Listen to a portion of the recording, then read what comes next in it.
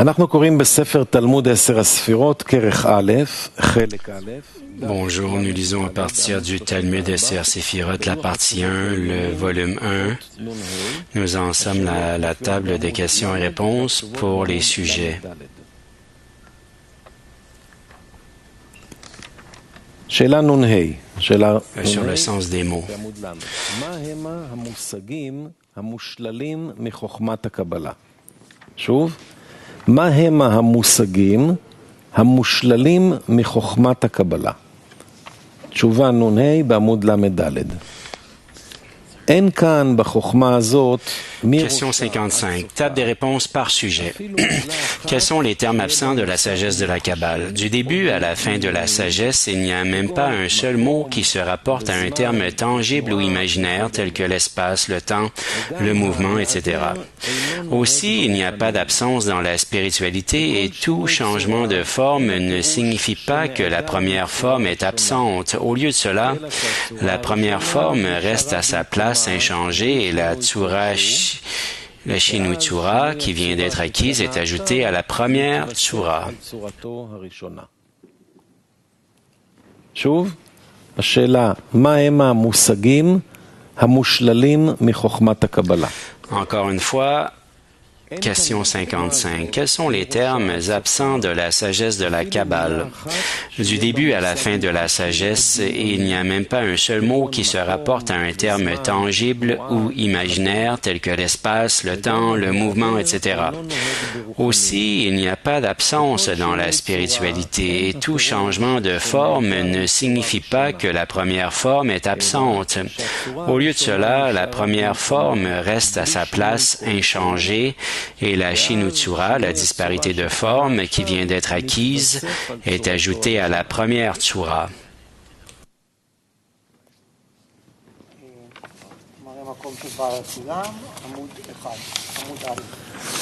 אנחנו פונים לפי המראה מקום של בעל הסולם לעמוד הראשון, לאור פנימי, בתחילתו, כך כתוב. Nous passons à l'or pnimi. Au début, il est écrit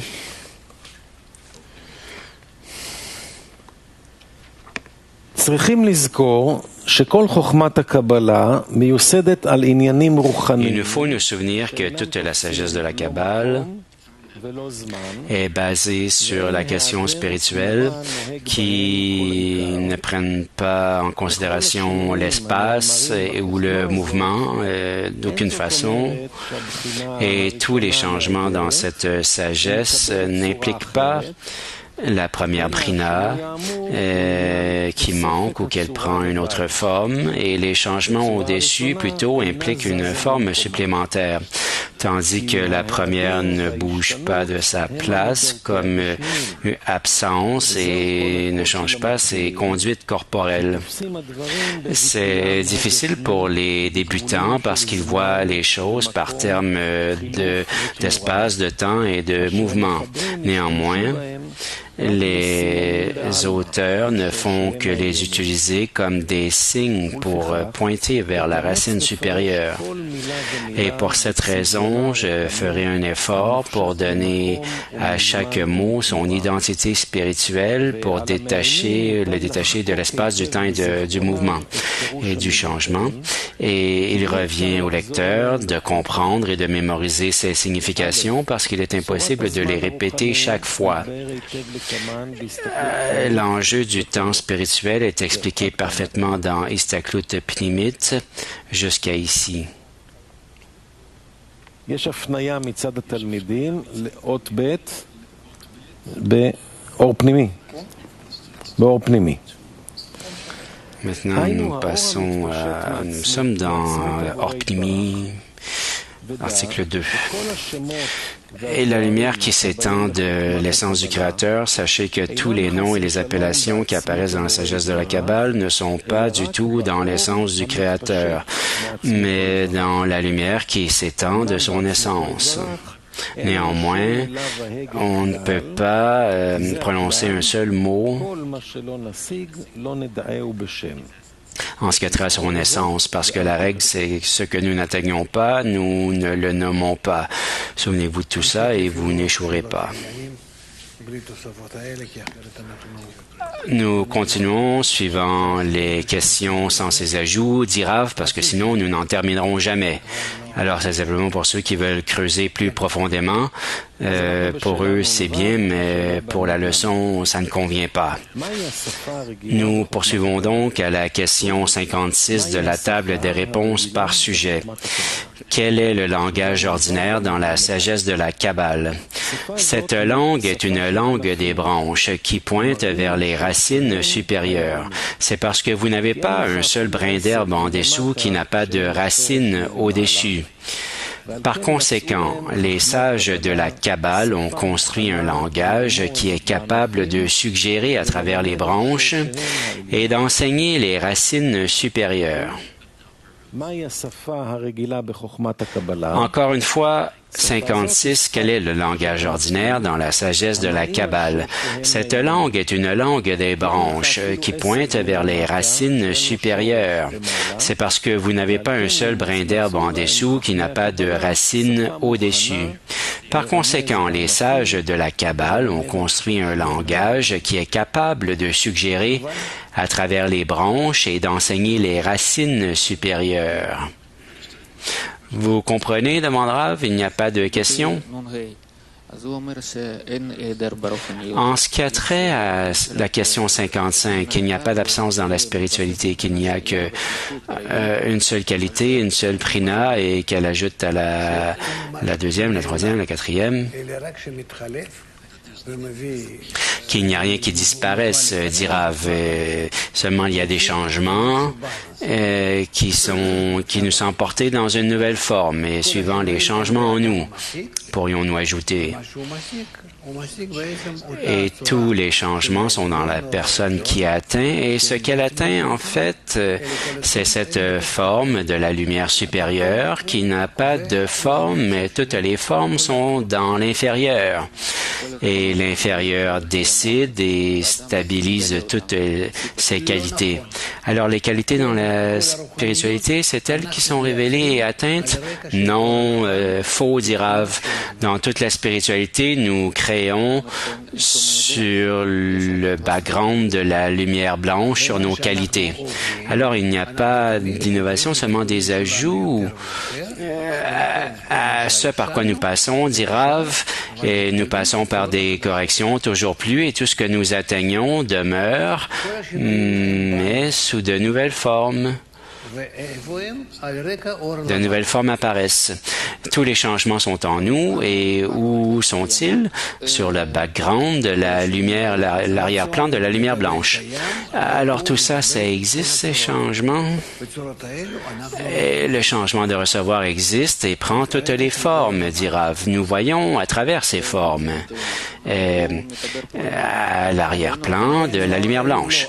Mais ici, il parle de nous. Il n'a pas de brina, c'est seulement à travers une personne qui atteint. Alors ici, il ne parle que d'une personne qui atteint. Si tu atteins, oui. Alors quelqu'un qui atteint continue de découvrir ces nouvelles formes? Oui. Et les formes différentes, elles demeurent? Elles sont incluses dans toutes les formes précédentes et à la fin de la correction, elles sont toutes rassemblées en une seule forme. Alors, le cri d'une personne ne cesse de prendre de l'expansion? Oui. Rav, de quelle façon est-ce que la branche est similaire à la racine? De quelle façon la branche est similaire à sa racine? Si elle veut s'identifier à la racine, elle le fait sous la forme de don qui est dans la racine. Mais il parle à la question 56, il dit qu'il y a des trucs matériels et il pourrait y avoir d'autres exemples, mais c'est quoi cette branche dont nous parlons en ce monde si nous la comparons à sa racine? Il y a des racines et des branches, dit Rav, et des branches en ce monde. cascade à partir de ses racines, tout comme si j'étais dans le désir de recevoir corporel et que je recevais et prenais toutes sortes de formes qui m'apparaissent dans mes désirs corporels à partir de la racine spirituelle. Alors, lorsque nous voyons, disons, un âne, alors ça veut dire que moi, avec mon désir de recevoir, je crée cette image d'un âne. Et ça me vient de ma racine spirituelle. Et cette essence de l'âne, est-ce que je peux la connecter d'une certaine façon à la racine? Oui, dit Rav. Et par conséquent, je découvre mon désir de recevoir et qui prend maintenant la forme d'un âne. Et c'est pour ça que je m'imagine que cet âne existe et qu'il est à côté de moi, que je le chevauche. Ce sont toutes des formes que je crée dans mon désir de recevoir. Alors, y a-t-il des façons d'utiliser ces branches avant d'utiliser ces branches et d'apprendre? Oui, achète-toi un âne et utilise-le, dit Rav. Non, mais c'est pas ce que je veux dire. Y a-t-il une façon d'apprendre de ces branches? Et il n'y en a pas, dit Rav. Si tu n'as pas de connexion entre la branche et la racine, tu ne peux rien faire. Y a-t-il une connexion? Ça veut dire que le Créateur est unifié. Lorsque ces formes se connectent, ça veut dire que le Créateur est connecté? Oui, un unique et spécial. Oui, dit Rav. Ces branches et la shoresh, ça se trouve dans quel monde? Les branches sont où elles sont. Nous les atteignons. Et aussi, ce qui est dans ce monde, tu l'atteins avec des branches, toutes sortes de choses dans ce monde. Et tu dois d'abord prendre une forme égoïste et... En fait... Aussi, tu dois acquérir la branche, une branche corporelle. Et la racine, elle se trouve où? Où sont les racines? Dans Ein Sof? Dans les 4 phases? Dans les 4 phases. Est-ce que ça dépend de l'atteinte des kabbalistes ou... Ça ne dépend pas des livres de Kabbale du tout. Ça dépend de la personne qui atteint. Qu'est-ce que ça a à voir avec le livre?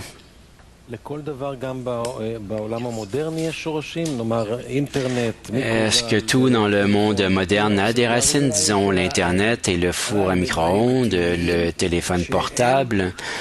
Non, il n'y a pas de forme directe, dira seulement des choses qui émergent dans le monde avant l'homme. Après que l'homme arrive et se met à utiliser les choses dans ce monde, alors maintenant, il nous faut déjà nous demander est-ce que ça vient directement de la nature ou c'est quelque chose d'artificiel qu'une personne a causé dans le cadre de ce monde. Alors c'est déjà maintenant d'entrer dans une corruption pure.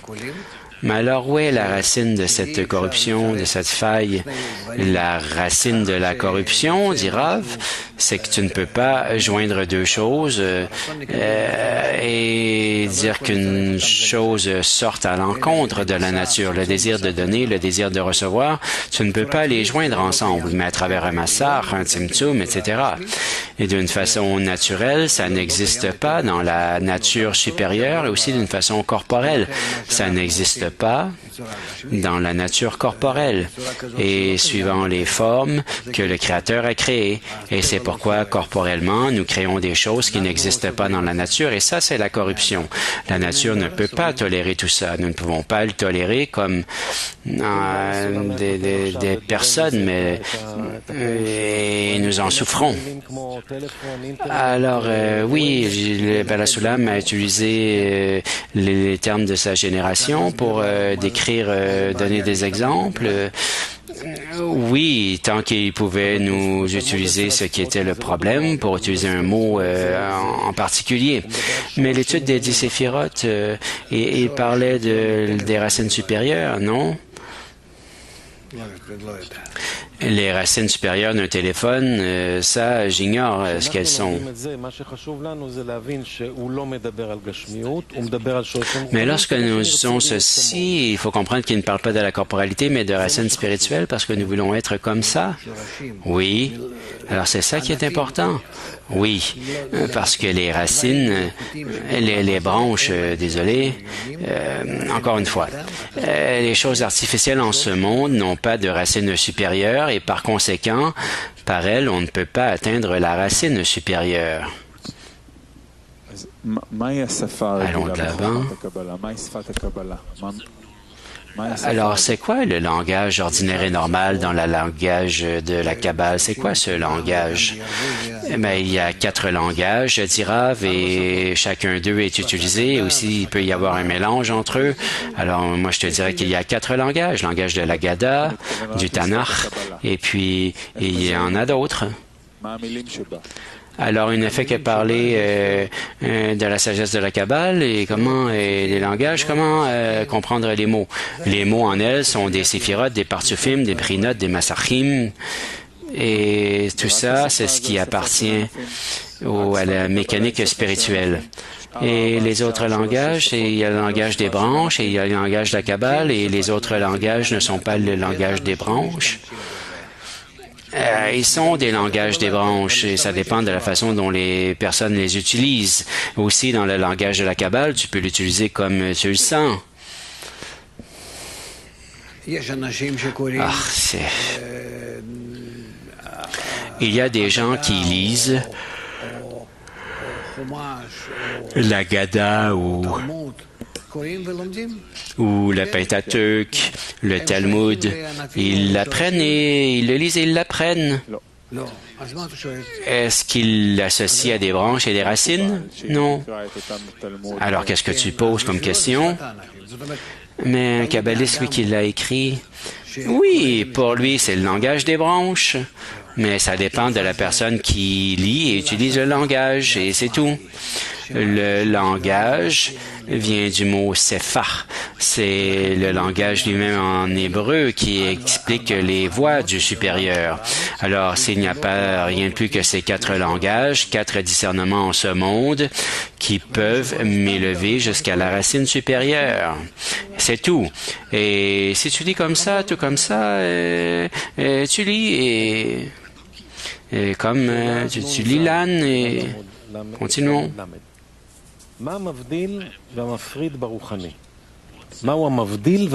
Question 57. Qu'est-ce qui sépare et différencie dans la sagesse de la Kabbale? Réponse. La Shinotsura distingue et éloigne les spirituels les uns des autres. La disparité de forme distingue et éloigne les spirituels les uns des autres. Il n'y a que, disons, les spirituels, tout le désir de recevoir avec le Tzimtzum et le Massa sur lui. Alors là, il a les formes pour donner qui sont appelées spirituelles. C'est ce qui est de donner. Et une personne qui n'est pas sous la restriction et le massach n'est pas appelée spirituelle et n'a pas de forme spirituelle. Et maintenant, certainement qu'il y a des désirs différents, des gabroutes différents, il y a les massachim et ceux qui sont sous les tzimtzum et le massa et le rosaire et le don sont différents les uns des autres. Continuons. Ah, il y a d'autres questions? Oui? Pour effleurer l'article précédent, question précédente, il écrit que le langage pointe vers les racines supérieures. Comment nous enseignons les branches et les racines? J'ai entendu parler d'un âne auparavant, mais comment connecter l'âne à une racine avec le massa, le tzimtzum et... si tu es connecté à la spiritualité, alors tu regardes l'âne et à travers lui, tu identifies sa racine. Oui. C'est ce que nous appelons le langage des branches, que nous voyons cela comme des branches qui nous expliquent les racines. Mais comment y arriver? Tu ne peux pas y arriver parce que tu n'es pas dans l'atteinte de la racine. Alors pour toi, l'âne que tu vois, ce n'est pas une branche. Et il nous faut être à la fois ceci et cela, dans la racine et dans la branche. Et là, tu as un langage qui parle dans le langage des branches en ce monde, mais tu sais de quoi ça parle. Et alors, les mots que tu utilises sont de ce monde. Et les concepts, les définitions que tu ressens en eux sont dans le monde spirituel parce que tu as une connexion entre ceci et cela, tout comme un dictionnaire. Mais comment m'approcher de tout ça, me rapprocher de tout ceci? Mais à travers l'atteinte, ton atteinte commence en accroissant le désir de recevoir dans la connexion avec la lumière qui corrige. Tu atteins les racines spirituelles et tu obtiens tout ce qu'il y a dans la spiritualité, dans le groupe, et tu ressens là toutes les racines de ce qui arrive pour toi en ce monde. Ben alors, tu auras le langage des branches. Sinon, tu n'auras que des branches qui ne seront pas des branches. Le langage des branches, ça pointe déjà vers les racines. Si ça ne pointe pas vers les racines, alors ce n'est qu'un langage, l'hébreu, l'anglais, peu importe.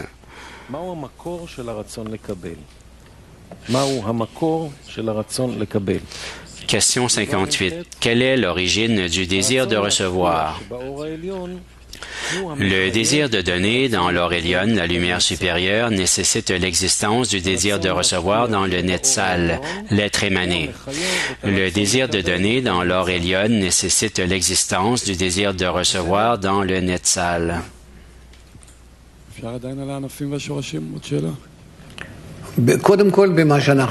Est-ce que je peux encore poser une question sur les branches et les racines? Non, nous sommes passés à autre chose maintenant. Ne va pas nous embrouiller. Qu'est-ce que nous lisons maintenant, hein? Mais nous avons continué. Mais nous n'avons pas avancé. Nous avons passé à une autre question. Je ne veux pas revenir à des pensées précédentes. Encore une fois, question 58, quelle est l'origine du désir de recevoir? Le désir de donner dans l'or Elyon nécessite l'existence du désir de recevoir dans le Netzal. Oui, alors maintenant, que voulais-tu demander?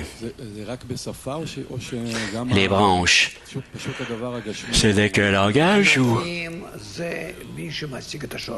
ça a aussi quelque chose de corporel? Les branches sont pour ceux qui atteignent la racine, c'est tout. Il n'y a pas d'autre façon de voir ça. Si tu n'atteins pas la racine, alors pour toi, c'est un langage, un simple langage, comme l'anglais. Si tu atteins la racine, alors pour toi, ça devient le langage des branches. C'est-à-dire que l'atteinte de la racine te permet de voir dans le langage régulier, le langage des branches à partir de cette racine. Ah, je comprends, mais ce que je demande, c'est un âne. Un âne, ce n'est pas une branche, ou est-ce que c'est une branche?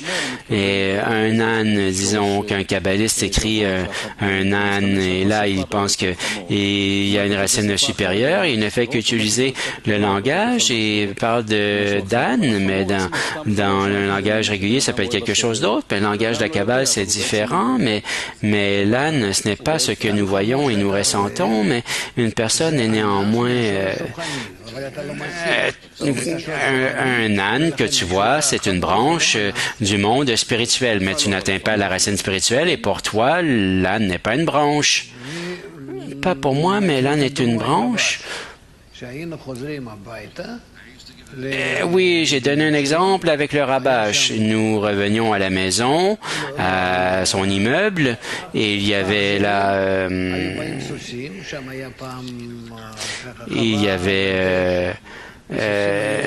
il il y avait comme un conteneur de déchets et puis il y avait des fermiers autour et les chevaux venaient souvent et ils pressaient leur museau sur le couvercle du conteneur à déchets et ils mangeaient les déchets. Alors le rabbin disait, ce sont des anges. Et il disait des anges. Alors un ours est un cheval est un ange, mais pour le rabash, oui. Alors moi je regardais les chevaux, mais je ne voyais pas d'ange. Et plutôt qu'à d'avoir des ailes, ils avaient 4 sabots et c'était complètement différent. Alors ceux qui sont en atteinte, c'est complètement différent. Question 59. Qu'est-ce qui fait que l'or sort du matzil et devient un netzal? Cet or renouvelé quitta le matzil, l'émanateur, et devint un netzal, l'être émané, à cause de la tsura, du désir de recevoir, qui fut renouvelé avec l'or Elyon, puisqu'il veut donner. Encore une fois, qu'est-ce qui fait que la lumière, l'or, sort du matzil, l'émanateur, et devient un netzal, un émané? Cet or renouvelé quitta le matzil et devint un netzal à cause de la tsura, la forme du désir de recevoir, qui fut renouvelé avec l'or Elyon, la lumière supérieure, puisqu'il veut donner.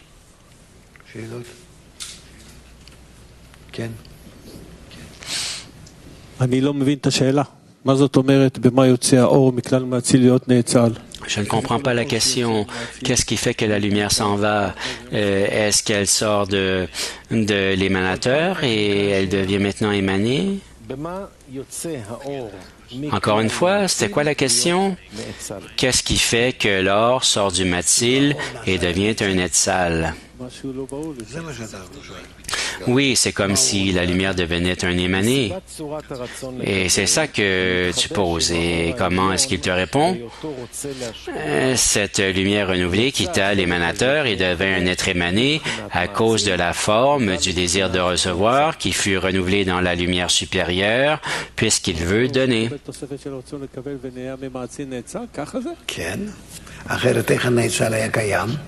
Alors, il y a un ajout de désir de recevoir et il devient émané. Mais autrement, comment est-ce qu'il pourrait être émané?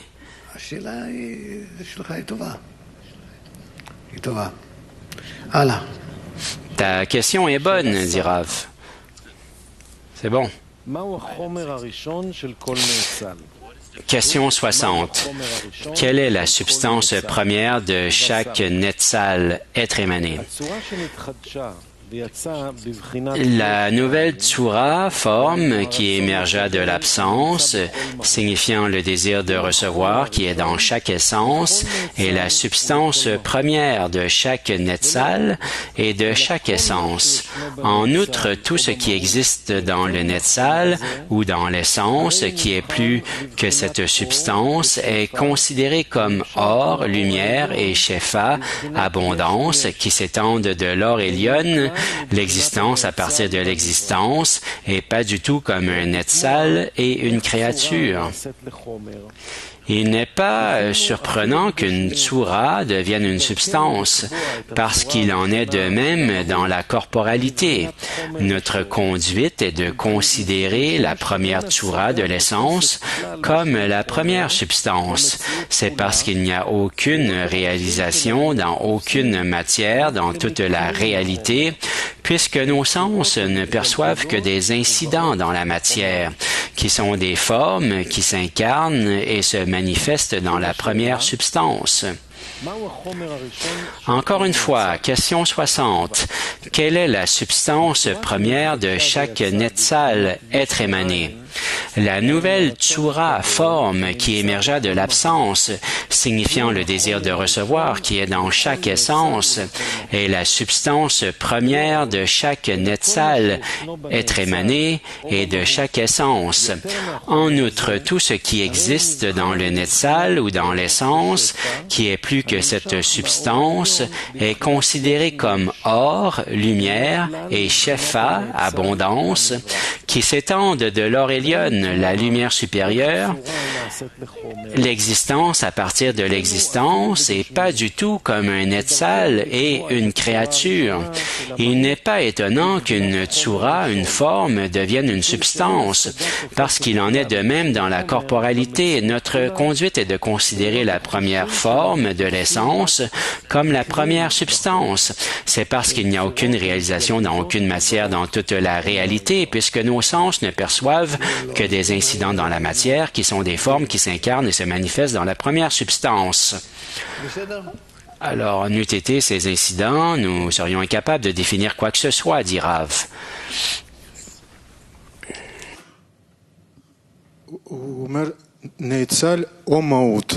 Non. Il dit l'émanateur et l'essence. Alors, est-ce que c'est égal, c'est différent? Qu'est-ce que ça veut dire ici? Nous avons la substance, dit Rav, et la forme qui se revêt dans la forme d'une façon abstraite, et puis l'essence. Et tout vient de l'essence jusqu'à ce que nous arrivions à la matière. Alors, nous voyons que tout, il y a l'essence et c'est relié à l'essence. Mais c'est quoi ceci ou cela?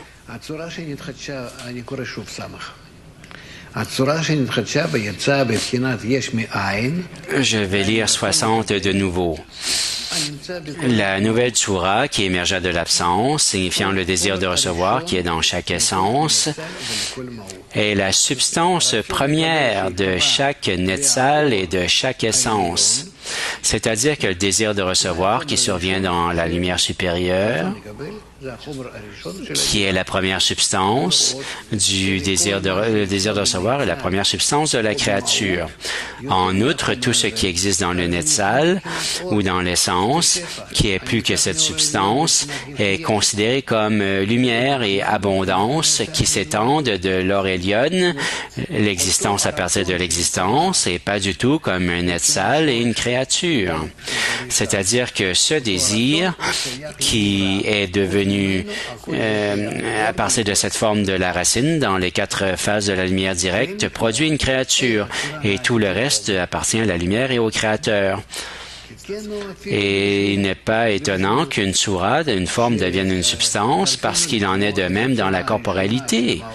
Notre conduite est de considérer la première forme de l'essence comme la première substance. C'est parce qu'il n'y a aucune réalisation dans aucune matière, dans toute la réalité, puisque nos sens ne perçoivent que des incidents dans la matière.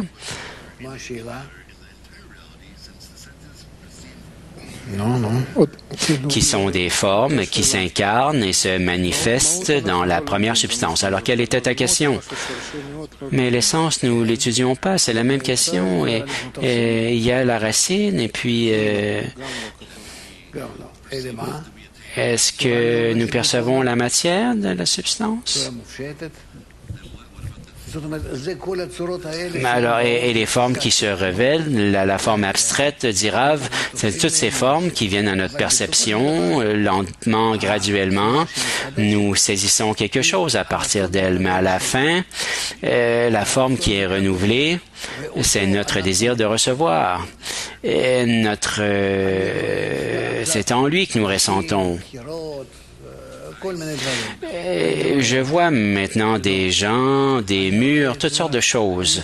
Je les vois? Non.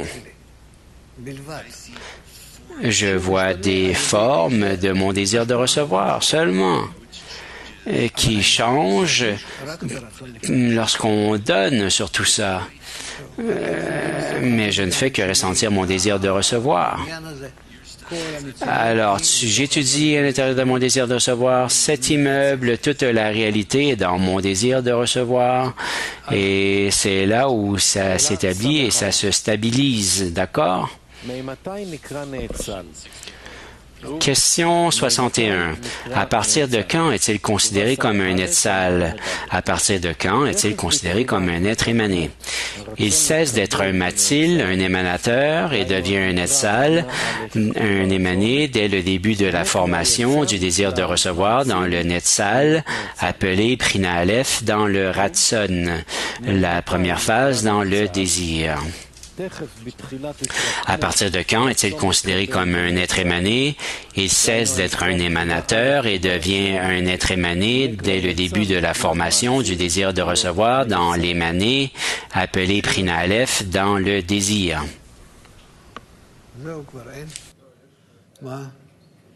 Des questions?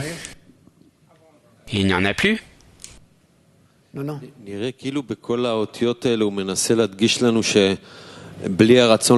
semble qu'avec toutes ces lettres, il essaie d'accentuer le désir de recevoir et certainement que le Créateur a créé le désir de recevoir d'une façon brute et il veut que nous fassions à partir de cette forme brute sa forme à lui, le Havaya, un don pur, et pur qui inclut tout et c'est tout.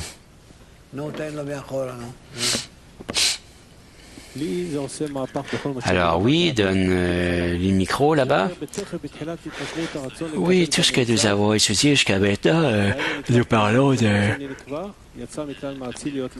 que l'émanateur maintenant commence la formation du désir de recevoir et ensuite nous avons Prina Aleph et le désir. Est-ce que ça veut dire que tout ça, nous en venons à l'émaner? Alors ce qui arrive ici, c'est que lorsque la lumière se révèle à une personne, la personne voit que le désir de recevoir comme la lumière du désir de recevoir et là, c'est ce que nous appelons un avancement et seulement là.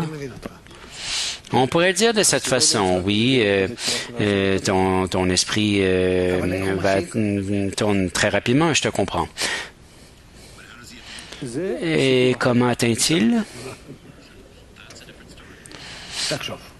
Ah, ben ça, c'est une histoire différente, dit l'étudiant.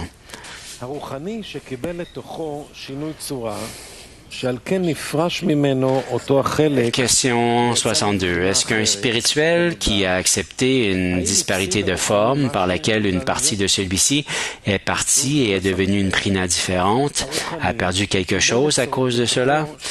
Encore une fois, question 62. Est-ce qu'un spirituel qui a accepté une shinutsura par laquelle une partie de celui-ci est partie et est devenue une prina différente a perdu quelque chose à cause de cela? Réponse. Il n'y a pas d'absence ou de perte dans la spiritualité. La partie qui s'en va à cause de la shinutsura, la disparité de forme, ne diminue ou n'amoindrit en aucune façon l'Aurélion. C'est plutôt comme allumer une bougie à partir d'une autre. La première n'est pas diminuée, ainsi toute shinutsura est un ajout à la première. C'est-à-dire qu'il n'y a pas de manque dans la spiritualité, c'est toujours des ajouts, des ajouts, des ajouts. Et jusqu'à ce que toutes ces formes s'additionnent jusqu'à la fin de la correction. Nous parlons d'un grand zivug et que toutes les formes qui étaient auparavant.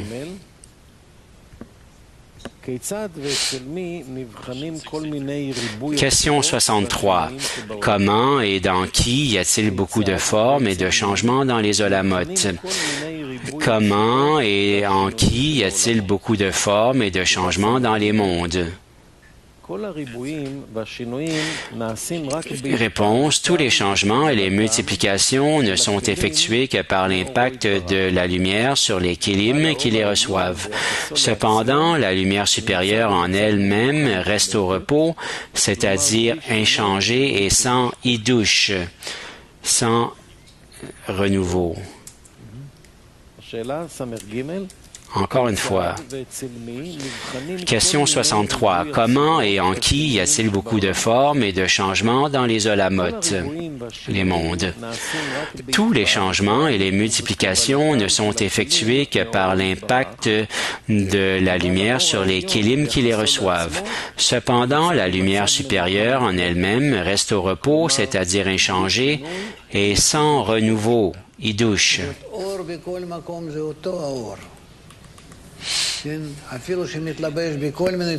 C'est-à-dire qu'à chaque endroit, la lumière est la même. Même si elle se revêt dans toutes sortes de formes, c'est toujours la même lumière. Mais ceux d'entre nous qui la révélons à travers ses revêtements, nous la déterminons comme une forme séparée. Question 64. Comment l'innovation et le mouvement sont-ils représentés dans l'or, la lumière? Il n'y a pas de mouvement, ce qui signifie douche, un renouveau dans l'or Elion. Au lieu de cela, la partie que le Netzal reçoit de l'or Elion est ce qui devient innové et se multiplie comme allumer une bougie d'une autre sans la première diminution, selon le hidouche des formes dans les kilim. Chacun reçoit selon le degré de son propre désir qui change d'un l'un à l'autre et s'accroche les uns aux autres de façon incessante et incommensurable. Encore une fois, comment l'innovation et le mouvement sont-ils représentés dans la lumière? Il n'y a pas de mouvement, ce qui signifie idouche, une innovation dans la lumière supérieure. Au lieu de cela, la partie que le Netzal, l'être émané, reçoit de la lumière supérieure est ce qui devient innové et se multiplie comme allumer une bougie d'une autre sans la première diminution, selon l'innovation des formes dans les kélim. Chacun reçoit selon le degré de son premier désir qui changea de l'un à l'autre et s'accroche les uns aux autres de façon incessante et incommensurable.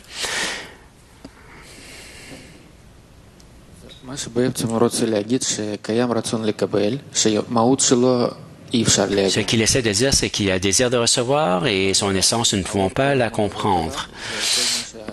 Et la lumière qui travaille là-dessus, et lorsqu'une personne se met à reconnaître, ça c'est le travail le résultat du travail de la lumière sur cette personne, sur le désir de recevoir. Mais que veut-il dire par là? Il veut dire que la lumière elle-même est la même lumière partout, dit Rav, mais que le revêtement sur celle-ci change. Et c'est pourquoi nous percevons des lumières différentes.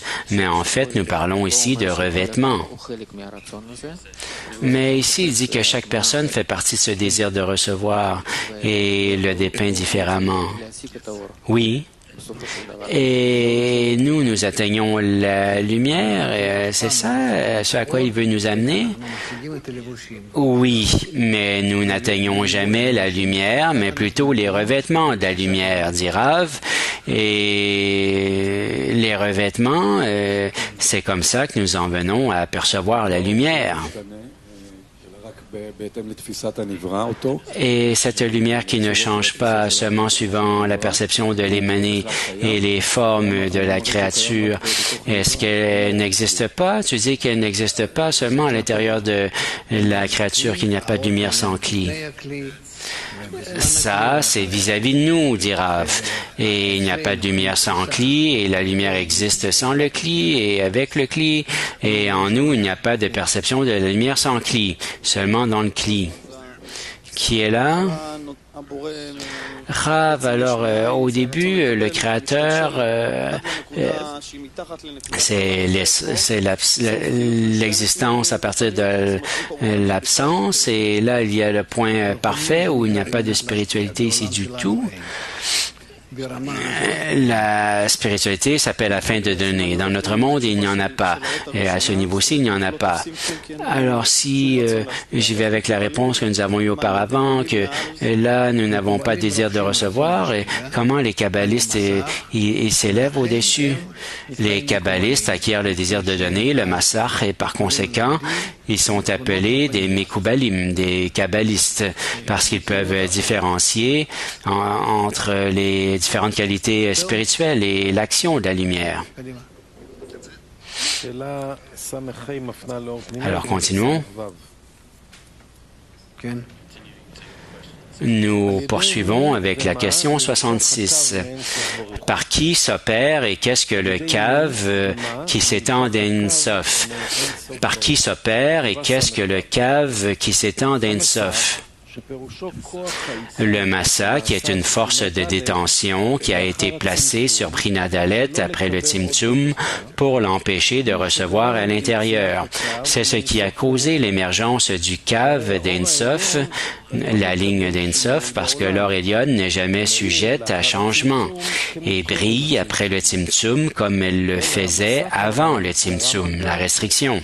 Cependant, maintenant, le Massach, qui ci-dessus a fait en sorte que l'Or Elyon ne soit reçu que dans les 3 prinotes du Ratson, dont la mesure est très faible par rapport à la réception dans Prinadalet en Ein Sof. Pour cette raison, il n'a reçu qu'un faible cave d'or par rapport à la mesure de l'or en Ein Sof. S'il devait recevoir, suivant le désir, il recevrait toute la lumière parce qu'il ne reçoit pas seulement le désir, mais le massar, l'écran. Alors là, il ne reçoit qu'une partie qui s'appelle une ligne mince, un faible cave. C'est clair tout ça? Lorsqu'il y a une délimitation des récipients,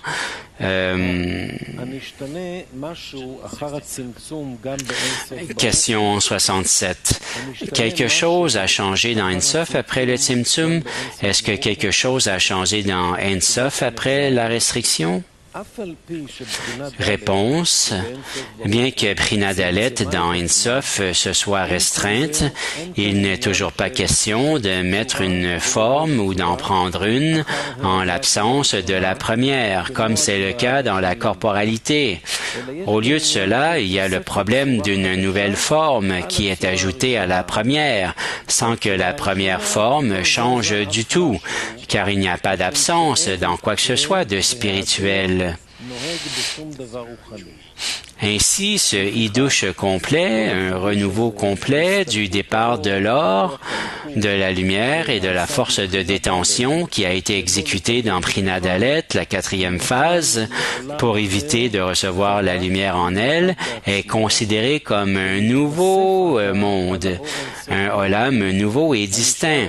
Il est ajouté à Or Ein Sof, qui est resté comme elle était, sans aucun changement. Vous devriez inférer de cela en ce qui concerne chaque renouvellement de forme dans la spiritualité. Des questions, demande Rav. Je peux voir que vous êtes déjà fatigué. Alors, tu veux poser une question? Et il répète souvent ce même point. Mais bien sûr, dit Rav. Mais pourquoi est-il important qu'il n'y ait pas d'absence dans la spiritualité? Et il n'y a pas de manque dans la spiritualité, dit Rav. Ou est-ce que ça arrive d'autre? C'est parce que nous avons toujours cet ajout de forme. Et la forme précédente demeure toujours et la prochaine forme, même si c'est la forme la pire ou la meilleure, elle se revêt toujours sous la forme précédente. Et à partir de là, nous avons plein d'ajouts et jusqu'à la fin de la correction, les formes positives et négatives se connectent. Et spécialement les formes négatives qui donnent la plus grande clarté.